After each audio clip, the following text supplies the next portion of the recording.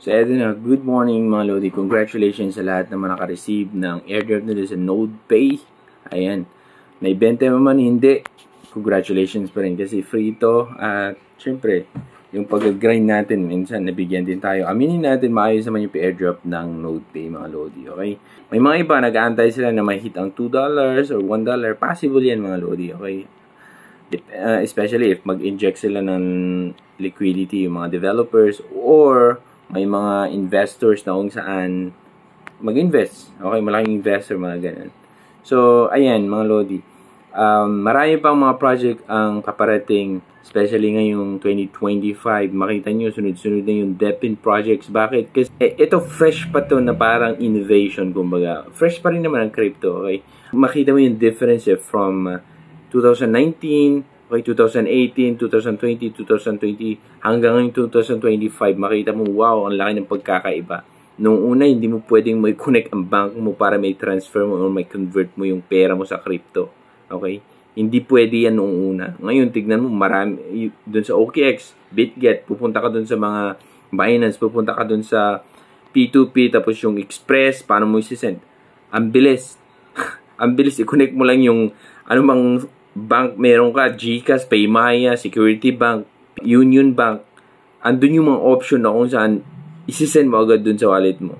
Ibig sabihin yan, mga Lodi, merong progreso. Okay, merong progreso. Yun yung kagandahan dahil kasama tayo dito sa innovation na to, sa nangyayari. So, expect natin 2025, marami pang mga DEPIN projects. Okay?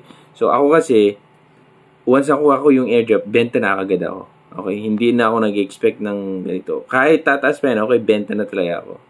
Hindi mo ginagamit yung internet mo, yung bandwidth mo, yung gagamitin nila, pwede mong pagkakitaan yun. Ano pa expect natin ngayong year? Okay, mas maraming airdrop kasi nga mas maraming DEPIN projects na papasok sa atin lang, isalian natin, grind natin. Ano man yung mga bagay na hindi nyo na ginagawa nyo kung saan hindi naman productive, kumbaga. Then, ibaling nyo dito, okay? Mag-install nyo ng mga ibang project, pag-aralan nyo kung anong crypto, anong DEPIN, anong cryptocurrency, yung mga ganun, okay, kung interesado kayo dito. Kasi nung una, parang ang hirap intindihin yung mga ganitong bagay. Pero pag araw-araw mo tinitignan, isa pa, gagawa ka ng content, parang ganun, araw-araw mo gagawin yun, binabasa mo kung ano ba to, mga terms dito sa crypto, doon mo naiintindihan na ganito pala, mas clear na sa'yo habang na-involve ka sa community at pinag-aaral mo isang project. At yun, alam mo na din mag-research, alam mo din gumawa. Minsan, syempre, may mga times na kung saan na-scam tayo. Maraming beses yan.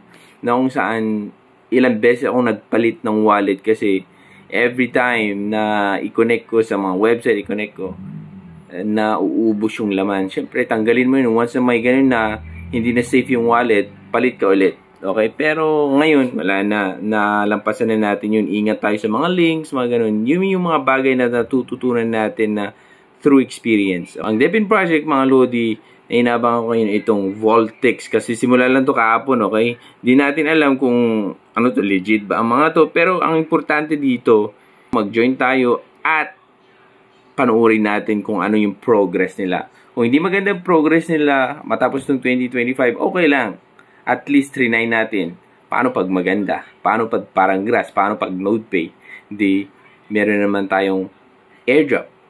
Kung hindi maganda, okay. Tanggalin natin sa list natin. Ganun lang, okay? So, ayan mga Lodi, maraming salamat sa inyong pakikinig and God bless.